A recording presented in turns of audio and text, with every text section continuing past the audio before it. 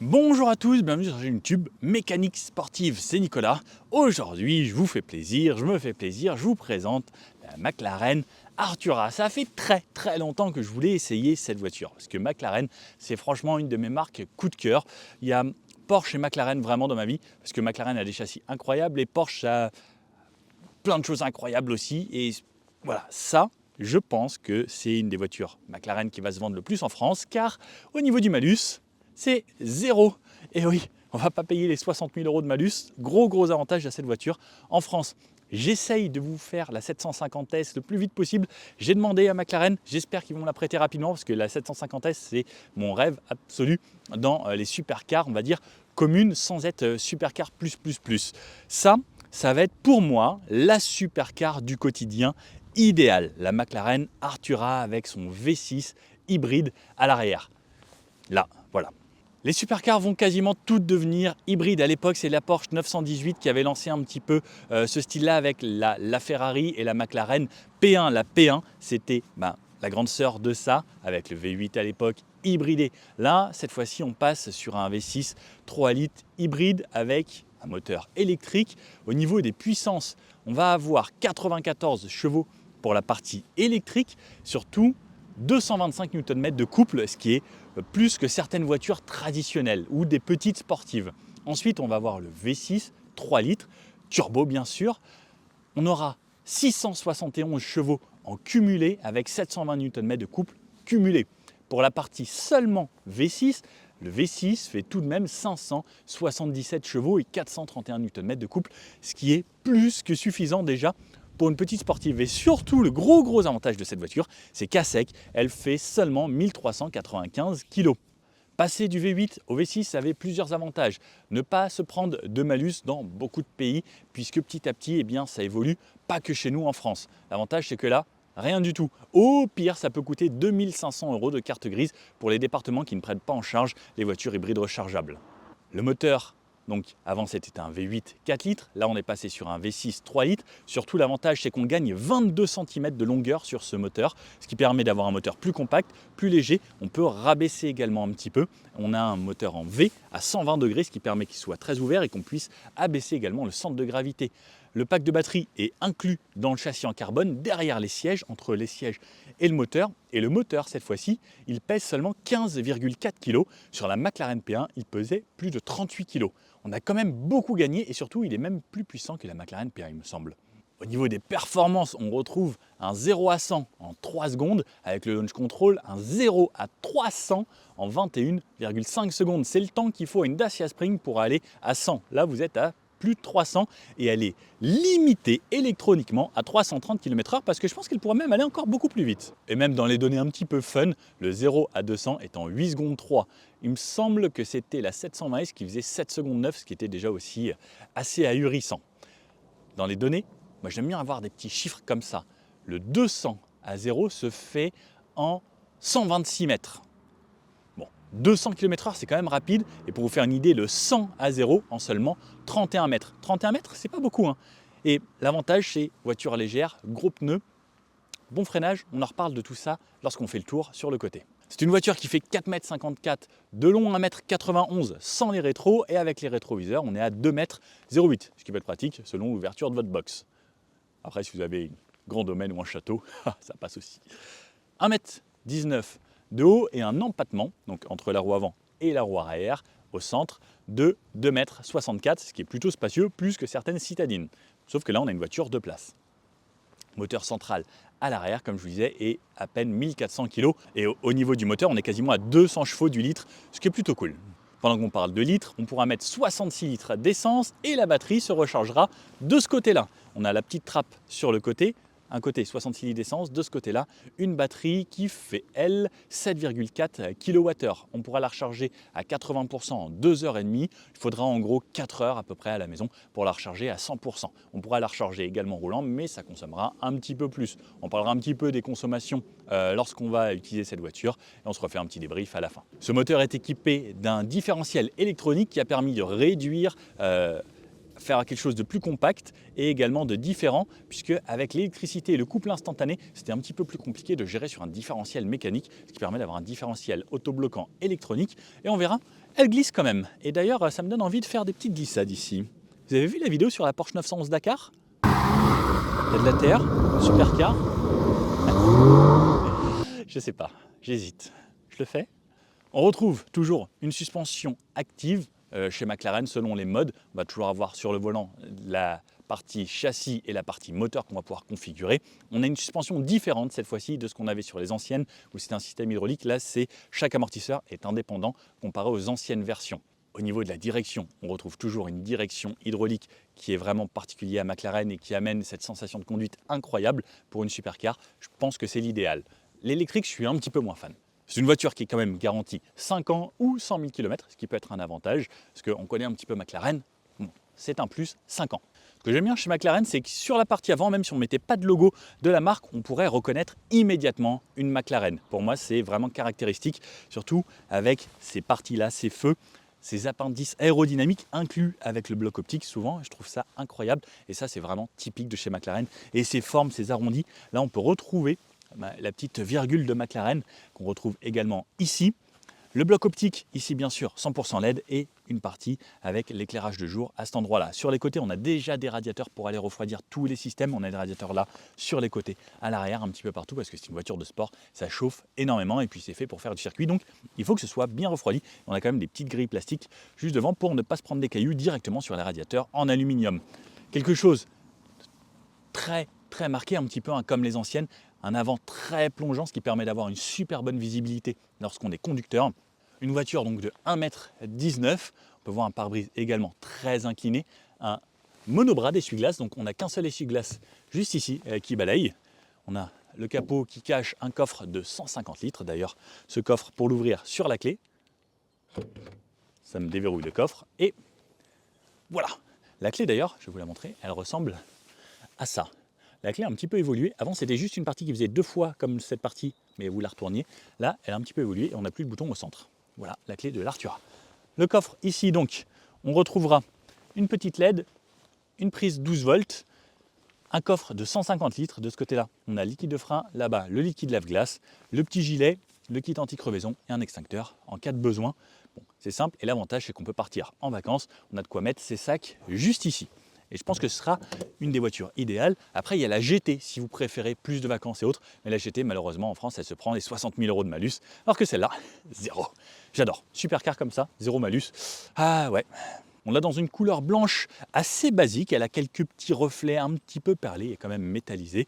Le logo McLaren en plein centre, on a le choix chez McLaren, il me semble, soit avoir la petite virgule, soit le McLaren de cette façon. Ensuite, sur le bas, on retrouve cette grosse lame aérodynamique avec pareil des entrées d'air qui viennent refroidir les radiateurs juste derrière, les petits capteurs de parking, on a tout de même une caméra de recul à l'arrière, le support de plaque, mais la plaque un petit peu inclinée.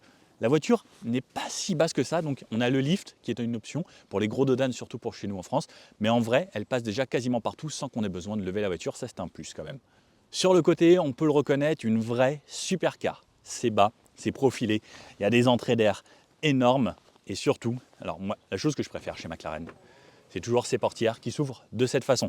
Le gros avantage que ça a, c'est qu'en fait, ça vous laisse énormément d'espace pour entrer. Et en fait, vous venez vous baisser ici. Même vous pouvez vous asseoir sur la petite baignoire en carbone, vous glissez dedans, on se tape les pieds. En fait, on a un accès à bord qui est hyper simple et pareil pour ressortir. Et je trouve que c'est assez pratique. On peut s'appuyer ici avec le coude. Et je pense que tout le monde pourra rentrer et sortir de cette voiture. Est-ce qu'on a soft close comme d'habitude? Ah, j'ai pas le soft close sur cette version. Alors peut-être que c'est une option. De ce côté-là, on a la trappe de recharge, comme je vous disais, 2h30 jusqu'à 80%, environ 4 heures pour un 0 à 100%. Il ne faut jamais décharger la batterie à 100% parce que si vous avez 0, vous n'aurez plus de marche arrière puisque on a une nouvelle boîte de vitesse intégrée avec ce moteur, avec 8 rapports. C'est une toute nouvelle boîte développée par McLaren. Pour aller en avant, pour aller en arrière, eh bien, on débraye et ensuite on met le moteur électrique qui va nous emmener en marche arrière. Si vous n'avez plus de batterie, vous ne pourrez plus faire marche arrière. Donc, ne pas oublier de garder toujours un petit peu de batterie. Au niveau des jantes, 19 pouces à l'avant, 20 pouces à l'arrière, 235 sur l'avant, 295 sur l'arrière avec des nouveaux pneus développés spécialement pour cette voiture, les nouveaux Pirelli P0 Connect avec des capteurs à l'intérieur directement pour avoir toutes les pressions, les températures de pneus. un vrai avantage. Au niveau des freins, on a des freins carbone céramique. Sur l'avant, on a du 390 mm avec du 6 pistons, le même freinage que la 600 LT ou la 720S. Et à l'arrière, on retrouvera du 4 pistons avec des disques en 380 mm, ce qui est plus gros que la plupart des disques à l'avant de certaines voitures. Sur le côté, on peut voir cette énorme prise d'air, juste gigantesque, pareil, pour aller refroidir des radiateurs qui sont là, plus alimenter un petit peu l'admission qui va alimenter ce V6 à l'arrière. Et on peut le voir, cette ligne ici, fuyante, mais où on peut passer la main, puisque c'est également une prise aérodynamique qui va amener de l'air et faire en sorte d'extraire l'air qu'il y a au niveau du moteur. Et là, comme vous pouvez le voir, on a une énorme partie plane avec un moteur qui est ajouré, qui va permettre de laisser l'air chaud remonter. Et lorsqu'on va rouler, on va pouvoir le voir dans le rétroviseur central, tout l'air chaud qui se dégage de cet endroit-là. Je trouve ça assez spécial et j'adore ce petit côté. Surtout en hiver, c'est très sympa. Ensuite, on a une partie très lisse. Pas d'aileron sur cette voiture. Souvent chez McLaren, on a un petit aileron à l'arrière qui sert d'aérofrein. Là, pas du tout. On n'aura pas de vrai freinage régénératif. Le moteur va se recharger avec le moteur thermique lorsqu'il va rouler, ou seulement quand il est en électrique, on aura un freinage régénératif seulement lorsqu'on est en mode 100% électrique et que le moteur n'est pas démarré. Sinon, au freinage, c'est les freins directement qui viennent ralentir la voiture et on a de quoi faire, surtout avec ce système-là. Au niveau des rétros, on a toujours les mêmes de chez McLaren, toujours avec ce style et cette partie posée sur cette petite branche. Petite custode ici. Sur l'arrière, on aura une petite partie de rangement et une fenêtre sur l'arrière très spéciale. Je vous en reparle quand on est à l'arrière. Et ensuite, on retrouve toujours ces parties vraiment caractéristiques à la marque. Petite innovation également, c'est ces extractions d'air ici au niveau des arches de roue qu'on a en carbone aujourd'hui. Une petite option que vous pouvez personnaliser. Bien sûr, vous aurez du carbone partout. Vous voulez des rétros en carbone, plein de choses en carbone. Tout est en option. Et chez MSO, vous pouvez la peindre de la couleur que vous voulez, au niveau de la couleur de vos yeux, du sac à main de votre femme, comme vous voulez, comme tout ce que vous voulez sur cette voiture. Ça vous coûtera un petit peu plus cher. Les extractions d'air ici pour libérer la pression et les turbulences qui se font à l'intérieur. Sur la partie arrière, donc là on peut le voir qu'elle est basse aussi, cette fenêtre ici incurvée qui malheureusement ne se baisse pas. J'aurais bien aimé pour pouvoir entendre un petit peu la sonorité, mais comme on n'a pas de casquette, je pense qu'ils ont fait exprès qu'elle ne se lève pas, parce que sinon il y aurait pu y avoir des entrées d'eau ou autre à l'intérieur au niveau de l'aérodynamisme. On a le troisième feu stop qui est intégré ici. Donc ensuite, cette partie moteur à ne pas toucher parce que c'est métallique et ça peut être très chaud, avec des extractions d'air ici en plein centre. Et ça pourrait ressembler à un échappement qu'on a que sur les 600 LT, mais on aurait pu croire à un échappement central, mais pas du tout. C'est juste quelque chose qui va évacuer la chaleur. Ensuite, donc, ces parties aérodynamiques, comme je vous disais, on peut passer la main. Et ensuite, cette zone ultra plane, on dirait presque un petit peu une long tail, avec cette petite partie relevée quand même pour jouer un petit peu sur l'appui, parce que ça va permettre de poser la voiture sur cette partie arrière. Ensuite, on a le McLaren Artura noté au centre avec deux échappements, bien sûr, comme d'habitude, puisque les collecteurs de chaque côté du V, donc 3 par là, 3 par là. Ensuite, pareil, sur l'arrière, tout est ouvert avec cette grille, ce qui permet de faire sortir tout l'air chaud. Et justement, avec l'air qui vient quand on roule vite, ça va aspirer avec cet effet aérodynamique l'air qui est ici. Là, on a une partie spécifique qui est une sorte de métal, mais pas d'une peinture différente, puisque sinon, ça aurait pu chauffer avec l'air chaud qui vient à cet endroit-là. Donc, on peut le voir qu'on a une teinte différente. Et ensuite, les parties ici que vous pouvez bien sûr personnaliser en carbone également. Et tout comme on retrouve à cet endroit-là, une énorme partie vide qui va enlever la chaleur. Et surtout, ce que j'adore sur les supercars, c'est quand on voit la boîte de vitesse juste derrière ici.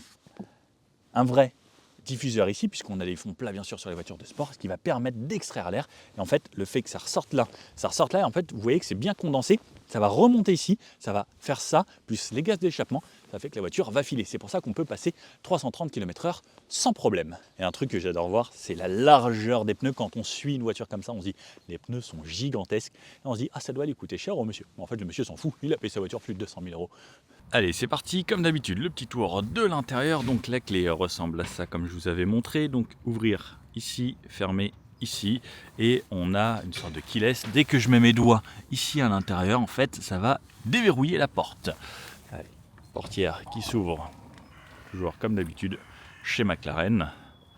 De ce côté-là, on a de quoi désactiver l'alarme pour justement au cas où on la déplace ou si on se fait remorquer.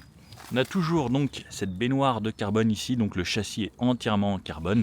Et cette fois-ci, on ne le voit pas. C'est une option ici d'avoir du carbone. Donc on peut voir là, on a du cuir qui est mis, plus de la moquette. Mais on peut avoir tout ça en carbone à chaque fois. C'est possible, c'est des options. Les sièges McLaren, donc on peut le voir, hein, des sièges extrêmement fins, toujours cette petite lanière pour pouvoir venir mettre la ceinture, et on peut voir que c'est des sièges baquets qui ne se plient pas. Donc pour accéder au petit compartiment range bagages juste derrière, eh bien c'est pas forcément le plus pratique avec des sièges de la sorte. En tout cas les sièges sont plutôt beaux, ils sont assez confortables. J'ai passé pas mal d'heures hier à l'intérieur, et là on a un petit réglage ici pour pouvoir relever ou l'allonger ici. Donc c'est le réglage qu'on a ici en électrique. Sinon tout le reste, eh bien, ce sera seulement en manuel. Et on a un petit endroit ici pour mettre sa clé, si on veut, lorsque on rentre dans la voiture. Ça c'est pour mettre les harnais au cas où, et également, mais là on peut voir, on n'a rien pour attacher les harnais directement derrière. La petite touche McLaren sur ces sièges en Alcantara qui sont franchement très sympas, et la ceinture simple, hein, comme on peut le voir. Et on peut voir que derrière ici, là c'est tout le pack qui va gérer la batterie, mais on n'y a pas accès. Ensuite le pédalier McLaren en aluminium bien sûr, le frein à main ici, de quoi lever la voiture avec le lift, verrouiller et ouvrir le coffre avant. De ce côté là c'est pour les feux et les anti-brouillards. Ensuite on a le réglage en hauteur et en profondeur du volant ici. Derrière on va voir, ça va servir à faire défiler les menus. Au-dessus on a de quoi avoir les appels de phare et autres, et je vais rentrer à l'intérieur directement. Hop. L'avantage dans une McLaren, c'est qu'on rentre assez facilement, et vous pouvez voir, hop, pour passer les pieds, c'est plutôt facile. Voilà à quoi ça ressemble lorsque je suis juste ici, et pour venir fermer ma porte, juste à la tirer, et ça me referme ma fenêtre. Voilà, je suis dans ma Artura. Voilà à quoi ça ressemble, c'est quelque chose d'assez simple. Un aérateur ici, 2 aérateurs au centre, le même là-bas. Tout est symétrique puisque souvent les McLaren c'est des volants à droite puisque ça vient d'Angleterre, donc ils ont fait quelque chose d'assez simple. Du cet écran qui pivotera de l'autre côté. De ce côté-là c'est la commande de son. Le son est plutôt bon, on n'a pas le son Bowen Wilkins ou autre, on a le son standard qui est déjà franchement correct sur cette voiture.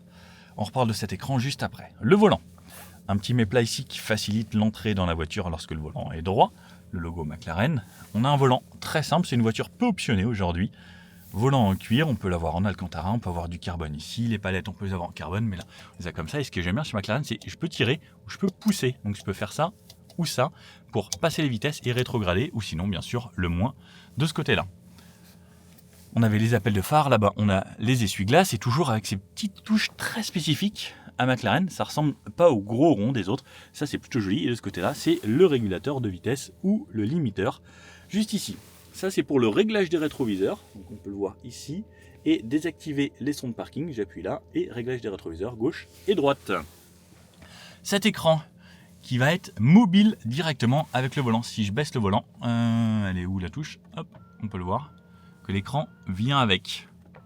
Donc ça c'est assez original. Et cette fois-ci, on n'a plus les modes avec les boutons ici chez McLaren, on les a directement au-dessus du volant. Alors ce qui est bien, c'est quand je conduis, je peux être là et me dire, voilà, je veux passer en mode confort, mode sport ou track, et pareil pour les modes ici. Passer la boîte de vitesse en mode manuel, c'est ici, et ça c'est pour désactiver l'ESP. Ensuite, donc on a le handling, c'est pour le châssis, et de ce côté-là, ça va être le powertrain pour le moteur et la boîte. L'écran 100% digital derrière le volant, et on peut voir la petite Artura ici dans le sombre. Ça c'est la réserve de batterie qui me reste, la réserve d'essence. Là c'est la batterie 12 volts, et on peut voir que cette batterie ici va recharger la batterie 12 volts tout le temps, donc pas besoin de maintien de charge avec cette voiture, c'est plus pratique. Ensuite on a la température, il fait 2 degrés, le kilométrage de la voiture, l'heure qu'il est, et voilà. Et lorsque je la démarre, donc j'appuie une fois sur ce bouton ici, ça me lance le démarrage de la voiture, mais donc elle n'est pas démarrée au niveau du moteur, mais ça a ouvert tous les systèmes. Donc avec ce qu'on a ici, on va pouvoir accéder aux informations sur le côté. Le Variable Drift Control, donc là il n'est pas disponible, je ne sais pas pourquoi, et ils m'ont désactivé ça, et Launch Control. On peut connecter le téléphone en CarPlay. Ensuite, j'ai la navigation ici en petit. Je vais ensuite avoir les pressions des pneus et la température des pneus. Ensuite, la radio que j'écoute. Et la charge de la batterie, donc on peut voir que là elle est à 19%, et je peux, lorsque je conduis, si je tire cette petite gâchette quand je vais conduire, la charger à 100% pour être toujours au max. Ne pas oublier que si on n'a plus de batterie, on n'a plus de marche arrière puisque c'est en électrique. On l'a depuis le démarrage, voilà, j'ai fait 2,7 km, ça consomme un petit peu et ça recharge toujours un peu la batterie. pendant qu'on parle consommation, si ça peut vous être utile et que vous voulez acheter cette voiture, vous allez voir pendant l'essai, donc il y a un moment où je vais faire en gros du 8-9 litres, et pour avoir réessayé cette voiture pendant quelques jours maintenant, j'ai pas réussi à descendre en dessous de 12 litres 5 lorsque je n'ai plus de batterie. Voilà, à noter. Ensuite, je continue à descendre et voilà, on retour au launch control, donc je sais pas pourquoi il est désactivé ici. Ensuite, là, je vais appuyer sur le frein et la lever. Là, on peut voir qu'elle est en position haute puisque je suis venu sur un parking. Et voilà, je pense qu'il faut la démarrer de toute façon pour pouvoir ensuite accéder au reste. Pour démarrer, c'est ici, commande de boîte, drive, neutre, reculé et warning. On a de quoi mettre 2 téléphones ici, le câble qui est fait pour aller se cacher ici, on a un câble USB-C et un câble USB de base. Un porte-gobelet ici et un porte-gobelet derrière là-bas. Alors celui-là il n'est pas forcément très pratique pour y accéder, sauf si on va de l'autre côté là-bas. Et celui-ci est là de quoi ranger son téléphone. Ce qui est bien, c'est qu'il tient bien et on a une petite partie un petit peu caoutchouteuse sur le fond. Cet écran, je vais le démarrer déjà pour le faire, mais ce que j'aime bien toujours, c'est cette façon pilote à chaque fois dans l'habitacle. Je trouve ça vraiment très très cool. Allez, on démarre. Donc pied sur le frein, là. Et voilà, elle est démarrée. Là, elle est en électrique. Je comprends pas tout le temps, mais même quand je suis en électrique et qu'il me reste un peu de batterie, elle démarre des fois en thermique. Ensuite, elle remonte beaucoup plus haut et des fois, elle fait de l'électrique. Et c'est un petit peu quand elle veut. Là, je suis démarré. J'ai plusieurs modes. Donc là, je suis normalement censé être en électrique. Ensuite, je peux passer en mode confort. Ici, qui me change le tableau de bord. Mais le tableau de bord va changer également si je passe sur la gauche, ici, en mode confort. Donc là, par exemple, je suis en mode confort.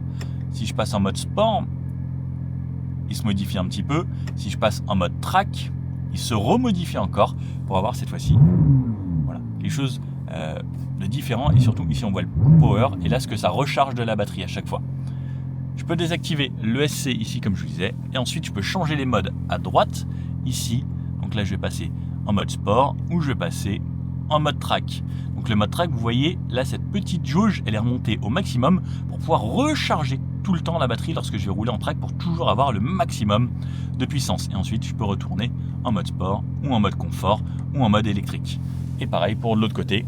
Hop, et l'avantage qu'on a, c'est juste avec le bout des doigts, lorsque je conduis, je peux changer de mode et je peux changer juste le châssis ou juste le moteur. Et je vous avoue, le châssis, lorsqu'on passe de confort à track, n'a plus rien à voir. Le track, c'est vraiment le mode confort. On garde quand même du confort malgré le fait que ce soit une voiture très très sportive. Donc voilà les différents affichages de compteurs. Ensuite, ici, c'est la climatisation. Je peux avoir des petits raccourcis luminosité ici, les réglages de la voiture, donc un petit peu comme un smartphone ici, l'assistance, connectivité, pression des pneus, l'éclairage, éclairage interne, éclairage à l'entrée, éclairage à la sortie, combien de temps je veux que les feux restent allumés lorsque je pars, éclairage de l'espace au pied, est-ce que je veux que ce soit allumé de nuit ou pas, le multimédia, la navigation et les réglages du système en bas. Quelque chose de très simple. On n'a pas énormément de choses sur cette voiture non plus. Et pour retourner en arrière, je me rappelle jamais comment on fait pour retourner en arrière. Donc ça c'est la clim. Et je vous avoue, je sais jamais comment on retourne en arrière. Réglage. On retourne dans réglage directement. Et on y est déjà. Ok. Et ensuite c'est quoi ça? Ça c'est des questions. Non, c'est pas ça que je veux. Ok, donc là, au cas où, on a tout le manuel. Mais je sais plus comment on retourne en arrière, les amis. Ah, là on a la touche retour en arrière. Mais il n'a pas envie. Je vais rester bloqué sur ce menu. Bon voilà, je pense que vous avez à peu près tout vu. L'espace derrière ici, la vitre à l'arrière. Sur le haut, on a un petit rétroviseur borderless avec de quoi mémoriser ces portes de parking ici pour ouvrir dès qu'on arrive à la maison. Les petites LED ici pour l'éclairage d'ambiance et la touche SOS avec une touche McLaren au centre. Le petit pare-soleil, on n'a pas de miroir, c'est juste le strict minimum. Ah si, j'avais oublié, McLaren, le miroir est là pour pas vous déranger au cas où. Voilà. Et pour le passager, pareil, le miroir est caché derrière. Bon bah voilà, vous savez tout, il reste plus qu'à les laisser cette voiture et voir ce que ça donne sur la route. Bon et bien c'est parti à bord de cette McLaren. Et bien là, elle est démarrée. Je suis en drive, en mode auto. Et je me suis mis en mode confort, je peux me mettre également en mode électrique. On va commencer dans le silence avec cette voiture, tranquillement. Et voir ce que ça donne, une McLaren hybride. Au niveau du freinage, même là à l'arrêt, il faut quand même bien appuyer sur la pédale tout le temps avec ces freins spécifiques chez McLaren. Il faut toujours appliquer une bonne pression. Même au feu, on n'a pas de auto-hold sur ces voitures. Ça aurait pu être un petit plus, mais bon, ça fait du poids supplémentaire. Et on part en 100% élec. C'est quand même très bizarre. Alors on se dit pourquoi pas, parce que maintenant, mais avec les voitures sportives électriques, on peut se dire on peut avoir une ambiance sympa, mais là, je peux rouler une trentaine de kilomètres, annoncés par McLaren, en 100% électrique. C'est quand même spécial. Il y a le bruit d'un moteur électrique, il y a le bruit de la transmission, il se passe quelque chose quand même en électrique. C'est pas ultra silencieux comme une voiture 100% électrique.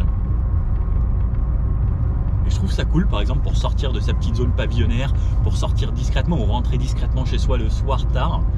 Je trouve que c'est pas plus mal. Comme ça, on passe quasiment inaperçu, à part le look de la voiture. Et on a quasiment 100 chevaux tout de même en électrique. En vrai, ça suffit largement. C'est autant qu'une petite voiture normale au niveau de l'accélération. Et en vrai, c'est même plus que ma petite voiture à moi. Allez, tout droit. Hop. Là. Là. La direction. Alors, c'est une direction McLaren, c'est une direction hydraulique, c'est très ferme, c'est toujours ultra précis. C'est un feeling que j'aime beaucoup et que quasiment tout le monde aime dans les voitures sportives. C'est pas une assistance électrique. L'hydraulique, c'est vraiment un vrai plus. Pour avoir un vrai ressenti sur son auto, je pense que ça reste quand même l'idéal. Ensuite, je peux passer en mode confort. Le mode confort qui, lui, va gérer en fait entre l'électrique et le thermique. S'il y a besoin d'un petit peu de réponse moteur, donc là on a fait chauffer la voiture avant quand même, mais si j'ai besoin d'accélérer un peu plus fort, il me démarre le moteur. Et tout en restant assez soft, sans trop forcer, parce que ça reste le mode confort, c'est pas le mode sport. Et en restant un régime qui est assez bas pour pouvoir garder ce mode confort justement. Ensuite on peut passer en mode sport et en mode track, on va l'essayer un petit peu après. Mais ça reste bien sympa. Et quand le moteur se démarre, c'est très agréable. Là par exemple je suis à 40 en 4ème, même pas 1500 tours minute. Il vient de passer la 5ème, je suis à 1100 tours minute. On roule très bas sur le couple. Et c'est ça l'avantage aussi d'avoir une voiture hybride. Donc on peut avoir de l'aide, de l'assistance du côté électrique et également le moteur. Quand on a un gros moteur, on peut rouler très bas dans les tours à des régimes super bas. Là, on était un petit tunnel, on aurait pu se faire un petit plaisir. Mais ça ira d'en trouver. Ah, je suis même à 45 en 6ème. La voiture de tous les jours au final. Ce que j'aime bien chez McLaren, c'est que ça peut vraiment être des voitures qu'on utilise au quotidien. On a de la place, c'est lumineux dans l'habitacle. Moi j'ai toujours adoré les McLaren, plus que les Ferrari et autres, enfin pour la sensation qu'on a à l'intérieur. Et en fait, d'un côté il y a cette facilité, quand on prend une McLaren on se dit ouais je me sens pas perdu. Et ça tombe les rapports petit à petit. Alors je sais pas si à l'arrêt, ça me coupait le moteur. Si, à l'arrêt il y a une sorte de start and stop, comme une vraie voiture hybride. Moi j'aime bien, parce que je trouve que faire tourner le moteur à l'arrêt, c'est pas forcément utile, et je le dis avec quasiment toutes les voitures. Et là par exemple en confort je repars en électrique. En fait une vraie voiture hybride. Et pour quelqu'un qui va l'utiliser beaucoup, il y a des gens qui utilisent ces voitures au quotidien, comme certains pourraient utiliser leur Clio. Et ben je trouve que ça peut être le top, parce qu'on peut se faire plaisir, et on va voir juste après ce que ça donne en façon vraiment beaucoup plus sportive et en poussant ce joujou bien plus. Et on va pas l'emmener dans ses retranchements parce qu'on ne peut pas aller sur circuit malheureusement, mais j'adorerais vous faire une McLaren sur circuit, ce serait juste incroyable. Et là je suis toujours en élec. Par contre en électrique je trouve qu'il y a quand même pas mal de bruit, mais je suis dans une McLaren. D'un côté je trouve ça cool qu'ils aient gardé un petit peu de bruit mécanique, de bruit électrique, qu'il se passe quelque chose tout de même. Alors même en roulant un petit peu plus vite, on peut quand même être en électrique. La voiture roule jusqu'à 130 km/h en électrique si on a besoin, ce qui peut être vraiment bien. La voiture s'abaisse parce que j'avais laissé le lift pour la ville. Après c'est une voiture qui n'est pas si haute que ça, donc c'est un avantage aussi, c'est qu'on peut passer quasiment partout. On peut relever si on a besoin un gros dos d'âne. Et on sait qu'en France, on en a quand même déjà vraiment pas mal. Le côté électrique, j'aime bien. Je me balade comme ça, discrètement. Allez, je suis passé en mode confort. On va se faire du plus roulant. Donc là, je suis à 90. Nouvelle boîte de vitesse chez McLaren en 8 rapports. On a les aides à la conduite minimum avec le régulateur de vitesse que je peux activer là. Alors là, je me suis mis en limite. Je veux pas limite, je veux le régule. Contrôle de vitesse signalé devant. Régulateur. Comme ça, cruise. Hop. 90 km/h. Donc à 90 km/h, je suis à peine plus de 1500 tours minute. Lorsque je suis en descente comme ça, que le moteur n'est pas contraint, c'est quand même très calme dans l'habitacle. On a quand même une sonorité du V6 à l'arrière. McLaren a travaillé sur la Senna par exemple, à faire en sorte que avec le carbone, le moteur résonne sur la Senna pour que ça fasse énormément de bruit. Là, ils ont fait l'inverse, ils ont fait en sorte d'isoler un petit peu le bruit moteur pour que ce soit quelque chose de plus confortable. Mais là, on est sur un goudron, on a quand même énormément de bruit de roulement qui remonte, puisque ça reste une voiture de sport. On a des pneus comme ça à l'arrière, donc on entend un petit peu. On a la petite mélodie du moteur qui est agréable. Si je mets la sono qui est quand même plutôt bonne, on a des bonnes basses, c'est la sono de base, on peut augmenter un petit à petit. C'est une voiture très peu optionnée que j'ai aujourd'hui. À 90, en tout cas c'est agréable. J'entends que j'ai un V6 derrière, mais c'est pas trop intrusif.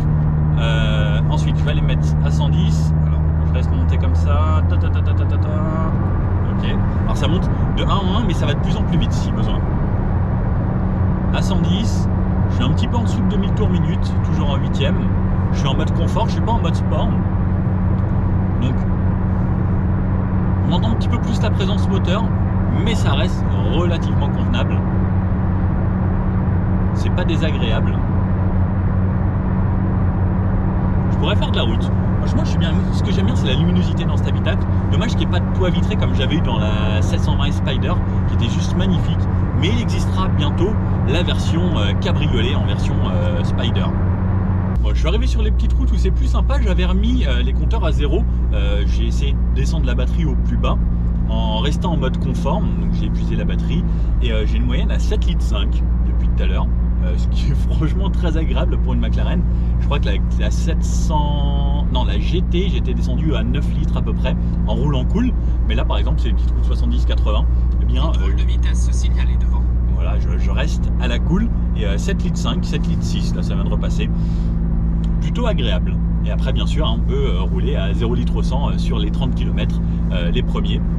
Je suis resté en confort et là je vais passer en mode sport. Qui le mode sport, lui cette fois-ci, il va me recharger un petit peu plus la batterie, faire en sorte de m'ouvrir les valves, me changer la façon dont les rapports vont passer. Ça va pousser un petit peu plus les rapports. Et comme vous pouvez le voir, il y a des radars un petit peu partout, donc on va faire attention. Et on a un petit peu plus de présence moteur. Ça tombe les rapports beaucoup plus vite si j'appuie un petit peu sur la pédale de gaz. Et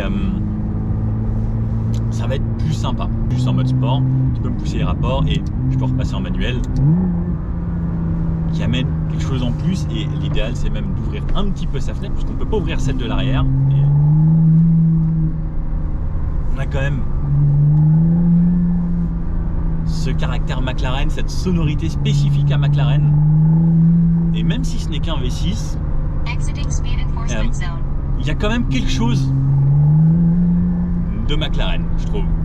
C'est des basses assez rauques, même bas dans les tours, c'est assez rauque. C'est pas ultra expressif haut dans les tours, mais il se passe quand même quelque chose. Bon, c'est un petit peu gras, on a une voiture quand même assez puissante et on sent que avec le couple instantané, ça peut partir assez vite. Il va falloir faire attention avec cette voiture. On va avoir une petite route très sinueuse, mais très très grasse. Je laisse le SP, je laisse tout de connecter avec la voiture. On va voir ce que ça donne. Il voit un petit peu plus dynamique et toujours cette sensation dans la direction, ce côté répondant, cette fermeté du châssis. C'est quelque chose qu'on retrouve vraiment que chez McLaren. C'est une sensation très particulière, je pense. Pour tous les propriétaires de supercars, il faut absolument essayer une McLaren une fois dans sa vie. Bon allez, On va s'y mettre tranquillement. Allez. Voilà. J'ai pas dépassé 3000 tours. Et... En fait, on a tellement de couples. Alors la route est très grasse, bien sale aujourd'hui. Et ça fait que patiner. C'est encore plus coupleux qu'avant parce qu'on a plus de couples, encore plus bas dans les tours. Et heureusement qu'il y a quand même de la technologie derrière. On ressent toujours ce feeling particulier. C'est une voiture faite pour faire du drift. En fait, ça va être très dur à exploiter par ces conditions. Alors ça a l'air très cool, hein, mais c'est inexploitable. Sur le mouillé,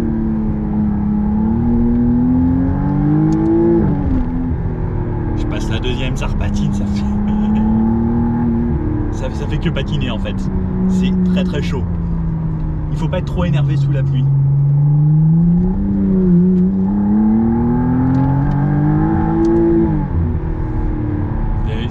Ça fait glisser. C'est tellement coupleux, tellement bas dans les tours, en mode sport ou même les autres modes. En fait, comme on a l'assistance électrique, ça fait que très bas dans les tours, on a ce couple instantané. Et ça amène encore plus. Alors, ça amène un confort d'utilisation. Ça amène une sensation totalement différente des autres McLaren où c'était... Là, c'est... Et en fait, c'est beaucoup plus linéaire avec du couple des très très bas. Et d'un côté, c'est assez intéressant. Mais voilà, c'est vraiment différent. Il se passe quelque chose de top. Et, on a de la puissance, on a du couple. Alors on le sent et ça vient totalement différemment d'une autre McLaren, de la GT ou de la 720S ou de la 650S qui elle, quand on montait dans les tours, en fait j'ai l'impression qu'il y avait deux paliers au turbo, genre à 4000 il se passait quelque chose et à 6000 il se repassait encore quelque chose. Et bien là ça reste différent, mais c'est agréable. Franchement, ça vous emmène quand même un petit peu, hein. Il se passe pas rien. En rond-point, alors c'est pareil, c'est gras. On va être amené à s'ouvrir très vite, mais on sent que c'est hyper directif. On a une suspension alors qui est pilotée différemment de ce qu'on a l'habitude chez McLaren. Après, bon, on va essayer de se faire quand même une bonne petite accélération.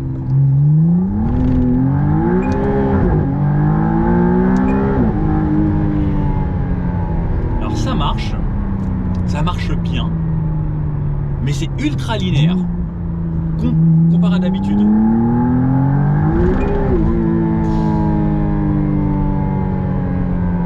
On sent qu'on a du couple. Alors je pense que l'ESP bride aussi un petit peu là, parce que comme vous l'avez vu, même en fond de 2 à 100 km/h ça patine. Et j'avoue que c'est pas forcément l'idéal de patiner à 100 km/h avec ce genre de voiture, même si ça reste ultra sain. Alors au niveau du rond de braquage, ça reste un smirmorque. La caméra de recul ici, on recule que en électrique par contre, même si le moteur a démarré. Alors c'est une boîte qui est découplée, mais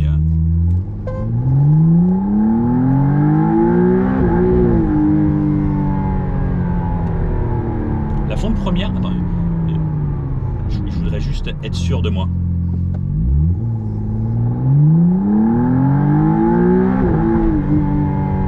Quasiment à 80-90 fond de première. D'accord. Et quand on passe la 2, c'est tellement coupleux, puisqu'en fait la boîte elle passe le rapport et ensuite elle renvoie du couple. Heureusement qu'il y a l'ESP, mais il faudrait que ce soit bien sec, parce que là, dans ces conditions, c'est chaud, hein. C'est chaud. Il faut une petite notion de pilotage quand même pour sortir ce genre de joujou sous la pluie, surtout si on a envie d'appuyer un petit peu. Et au freinage, cet effet très McLaren. En vrai, on peut pas déconnecter l'ESP quand c'est glissant, quoi. Parce que si je mets ESC off, je lui dis là, et en fait la voiture va faire que glisser. Là, c'est clairement une voiture de drift. En fait, ça en devient abusé. Dommage qu'il y ait un trottoir là, mais sinon on aurait pu s'amuser encore plus. Mais en fait, c'est coupleux et dès que je vais appuyer sur la pédale, Vous avez vu, en fait, ça part tout de suite. En fait, il y a quasiment comme une voiture électrique. La voiture, elle va partir instantanément, ce qu'on n'a pas avec une voiture de sport comme les autres. Une Porsche, vous faites ça, il va faire... Il va pas y avoir de... Alors que là, à 2000 tours, ça y va direct. Et là...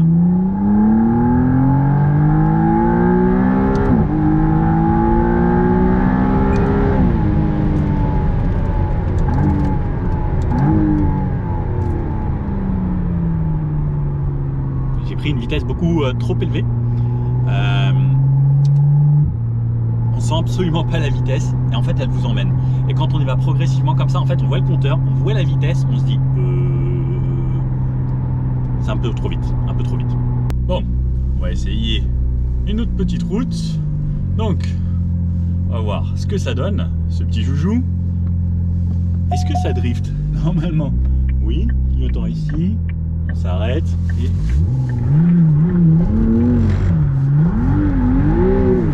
pour faire chauffer les pneus, c'est plutôt pas mal. Il se passe quand même quelque chose avec cette voiture. Comme c'est gras, ça patine énormément. J'ai trouvé une petite route tout à l'heure, mais c'était un tout petit bout. On sent que c'est très linéaire, c'est très puissant. Il y a vraiment de quoi faire, mais il faut faire hyper attention avec ces pneus sport. C'est dur à faire chauffer en hiver, mais ce châssis c'est toujours du régal. Et ce qui m'impressionne le plus, c'est vraiment ce couple qui arrive des très bas.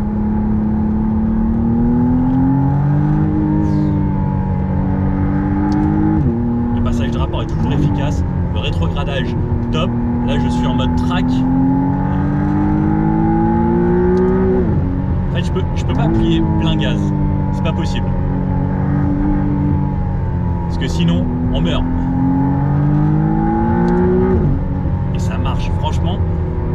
Et cette sensation, en fait, de sérénité avec cette McLaren, moi, c'est ça qui m'impressionne assez.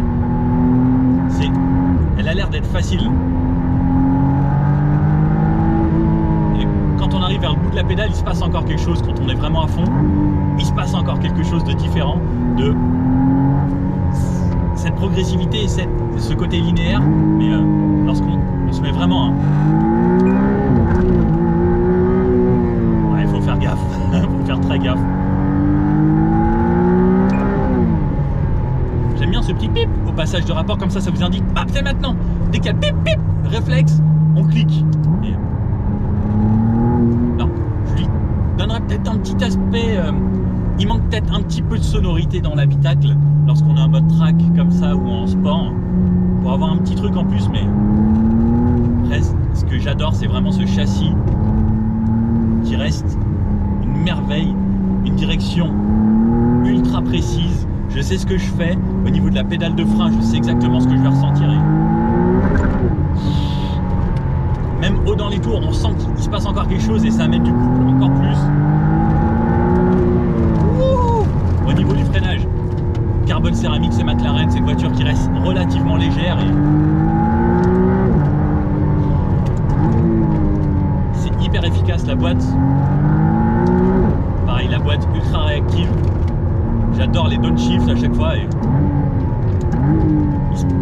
il y a quelque chose de vivant quand même. On sent que c'est un V6, c'est plus le V8, c'est plus aussi brutal, mais en fait il n'y a plus de brutalité, mais en fait il y a quelque chose de très linéaire qui fait que c'est gérable et on sait les réactions qu'elle va avoir cette voiture. Et ça reste toujours ultra plat comme d'habitude.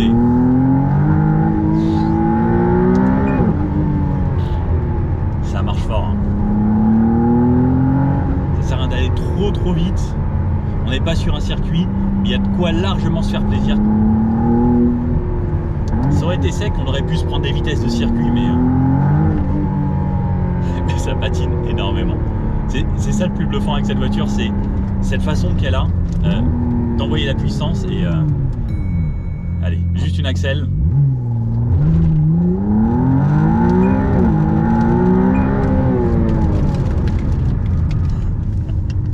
C'est incroyable, McLaren quoi. Mais je trouve que c'est la supercar idéale au quotidien. Mais ce sera peut-être pas celle que j'aurai envie d'emmener sur circuit. c'est plus celle avec laquelle j'aurais envie de me balader, aller me faire des petites promenades comme ça avec madame, aller au resto, avoir un truc plus civilisé. Et je me prendrai une 765 LT pour le week-end pour vraiment aller m'amuser sur le circuit. Je pense qu'il vous en faut 2 des McLaren. C'est comme souvent des voitures, il en faut plusieurs. Entre 2 averses, il y a une zone qui a eu le temps de sécher. On va pouvoir tester, mais comme d'habitude, c'est juste incroyable une McLaren. La tenue de route, enfin, c'est rare de prendre des ronds-points aussi vite et d'avoir cette tenue de route qui est juste folle. Et les gens qui s'insèrent, qui ne regardent pas. Bon, allez, on va voir que ça marche bien et cette fois-ci ça colle bien. Et on va se faire une petite accélération quand même parce que ça mérite un poil. On va se fermer la fenêtre pour pas qu'il y ait trop de bruit. Et petite zone où il n'y a personne. Allez. Bon, c'est parti, let's go. Le coup, oh, ça patine. Wow. Oh la vache. Wouhou. Ça va très vite, ça va très très vite. Et bah, même sur le sec, c'est quand même hyper linéaire et il se remet à pleuvoir. Quel dommage, quel dommage. Ah, ça a à peine eu le temps de sécher un petit peu. La seule chose qui manquerait pour moi, c'est peut-être en haut qu'il se passe quelque chose de plus, mais allez, go, full gaz. Ça patine et... Waouh, la 2. Waouh. La première est assez soft, on sent le SP qui essaye de vous maintenir en vie. Et ensuite la 2, et là ça commence à pousser, et là ça commence à devenir violent parce qu'il y a de la motricité, et les pneus sont qu'à 20 degrés. Ça en demande quand même, hein. Ça en demande quand même, il se remet à pleuvoir. Ah là là, j'ai vraiment pas de chance. Bon, un petit truc où ça résonne un poil, on peut entendre un peu le son extérieur.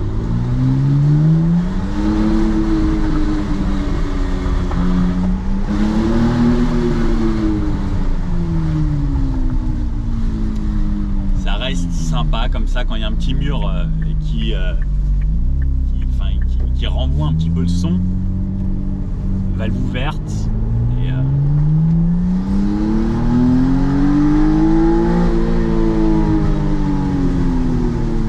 il se passe un truc. J'ai presque l'impression même que c'est plus sympa de l'extérieur que pour le conducteur. Et ce que je vois, que les gens se retournent quand même un petit peu. Alors déjà pour le look, mais au niveau du son, il se passe quand même quelque chose. Mais j'ai l'impression qu'il faut vraiment ouvrir les fenêtres et...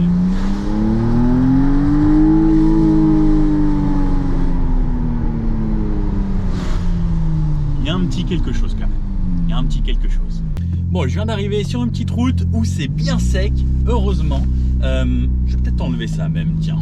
Parce qu'il va falloir se mettre à l'aise. Mais on va déjà faire chauffer les pneus. Donc pour faire chauffer les pneus, gros axel. Et ensuite, gros freinage.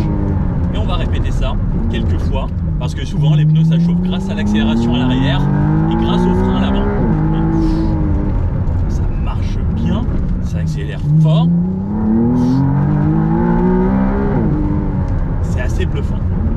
Donc bien chauffer les pneus et ensuite on va essayer d'aller s'amuser. Le plus important, c'est surtout bien chauffer ses pneus. Alors, on va commencer dans un premier temps en sport, châssis sport, moteur sport, c'est bien sec. Allez, c'est parti, tout est chaud. Ça freine bien. Précision du châssis et du volant. Waouh. Ok, je change d'avis sur cette voiture. Ok, la poussée incroyable. Et... Oh, en fait là c'est devenu linéaire, mais c'est incroyable tout le temps. Et... Ok, ça n'a plus rien à voir avec la voiture que j'ai essayé sur l'humide. C'est incroyable. Ouh. À partir du moment où elle est chaude, les pneus sont chauds et que ça colle et que ça grippe, ah, c'est fou. Et on arrive à très grosse vitesse, on sent toujours ce châssis ultra ferme, ultra rigide. Waouh. Ok, c'est une toute autre voiture. Ok, les accélérations sont démentielles, ça pousse et en fait c'est quasiment de l'électrique, c'est incroyable. Et même passage de rapport, ça souffle encore. Waouh! Et en vrai, fort et elle est bien équilibrée. Il y a l'arrière qui s'emmène très légèrement quand on arrive sur les freins et qu'on l'emmène un petit peu, mais c'est hyper sain. Oh là là là. Heureusement que ça freine aussi fort que ça accélère, mais non, l'accélération est encore plus brutale. C'est rare hein, que l'accélération soit plus brutale que le freinage. Oh Jésus! Waouh! Et ça freine fort! La vache! J'adore! Là j'adore. Donc là j'étais en mode sport, je vais passer en mode track et je vais tout passer en mode track. Et là on va avoir une voiture totalement différente. La direction elle change vraiment du sport au track et le châssis est vraiment différent. C'est beaucoup plus ferme. Et ce qu'il faut savoir c'est que sur des petites routes comme ça là on est sur une route fermée, mais sur une petite route de montagne haute, le mode sport sera mieux. Le track c'est vraiment réservé au circuit parce que c'est beaucoup plus ferme. Et on va voir. Et... oh, ah ouais, je sens la différence. Ah, la dureté. Ok, la voiture a totalement changé. Et... oh la vache. Alors je sais pas si c'est moi, mais j'ai l'impression que ça pousse un petit peu plus. Il y a peut-être moyen qu'il y ait un petit truc différent. Waouh! Et en mode track. Ouais, le châssis est beaucoup plus ferme. Enfin, la suspension, c'est démentiel. Les reprises en sortie de virage. Oh, ça saute d'un virage à l'autre comme j'ai jamais vu ça. Ok. Waouh! Ouais, en track, ça pousse encore plus. Et... oh, vache! Oh la vache! Waouh! Waouh! Bon, allez, un dernier petit coup, juste pour le plaisir. On arrive vraiment très, très fort.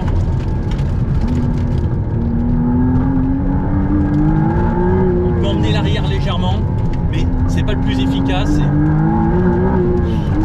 Pneu chaud, c'est vraiment une autre histoire cette voiture. Chaud, pilote chaud, bon petit circuit fermé et j'adore. Et l'équilibre est juste parfait. Oh la vache, quel chouet. Franchement McLaren c'est vraiment autre chose comparé aux autres. Et vraiment. On arrive plus fort que toutes les voitures avec lesquelles je suis passé ici. Et les réaccélérations sont beaucoup plus...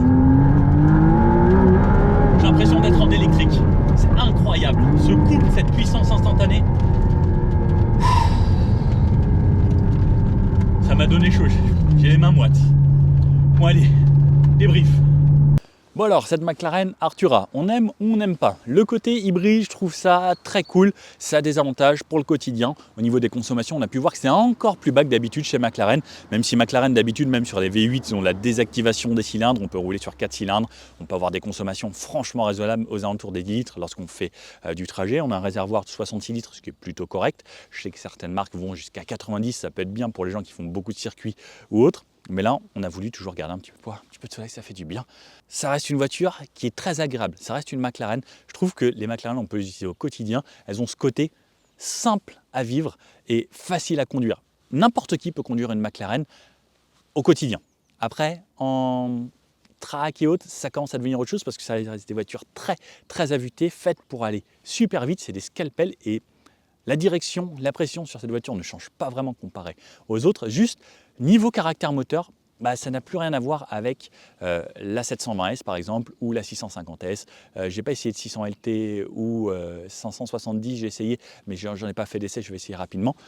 On est sur quelque chose de différent. L'avantage, c'est qu'on a du couple instantanément dès 2000 tours. En fait, on a tout le couple nécessaire, plus de 700 Nm grâce au turbo, plus le moteur électrique, qui fait que tout est amené, plus on a quelque chose qui gère les wastegate pour faire en sorte qu'on ait moins de possible de turbo lag. Et en fait, ça part tout de suite. Sur le mouillé, ça va glisser très vite si vous le voulez. Après, vous pouvez rouler de façon très cool et décontractée et avoir des consommations très raisonnables. Et ça, c'est ce que j'aime bien parce que je ne suis pas forcément à fond pour consommer le plus possible. Et je ne suis pas très riche non plus et ça me permet de faire des économies. Après, c'est sûr que quand on est très riche, on s'en fiche un petit peu de rajouter de l'essence à chaque fois. Mais je trouve que le côté ça consomme pas trop, c'est toujours un plaisir quand même. Donc si vous voulez même aller chercher le pain, quand même avec une belle voiture, mais en 100% électrique, pas très loin au village d'à côté, vous pourrez le faire en 100% électrique. Moi, ce que j'aimerais connaître, c'est votre avis. Est-ce que vous êtes pour les supercars hybrides rechargeables comme ça, ou vous dites non, pour moi c'est full 100% thermique, ou même juste Atmo, ou... Après, turbo c'est pareil, hein. Le turbo c'est pour les puristes, ils disent, ils ont ajouté un turbo, plus on ajoute le turbo plus l'hybridation. Et les technologies, moi je trouve ça cool parce que ça amène plus de puissance, ça amène des chronos encore mieux, mais c'est vrai qu'il y a la touche plaisir que j'aurais bien aimé avoir par exemple avec celle-ci, avec un petit peu plus de son présent dans l'habitacle lorsque je suis en mode sport ou en mode track par exemple, même si pourtant on avait déjà l'échappement sport sur cette voiture, donc avec la version de base, on pourrait avoir une voiture encore beaucoup plus calme et tout dépend de votre envie. Après, la GT sera également top si vous voulez faire du cruising, dans un petit peu plus de confort et surtout avec un coffre qui était gigantesque. Bon, si vous avez aimé cette vidéo, le petit pouce bleu comme ça, n'hésitez pas à vous abonner, à me dire ce que vous en avez pensé. Hybride ou pas hybride pour vous? Non, moi 720 S quand même, ou 750. J'espère que je l'essaye bientôt. S'il vous plaît, McLaren, s'il vous plaît, je compte sur vous.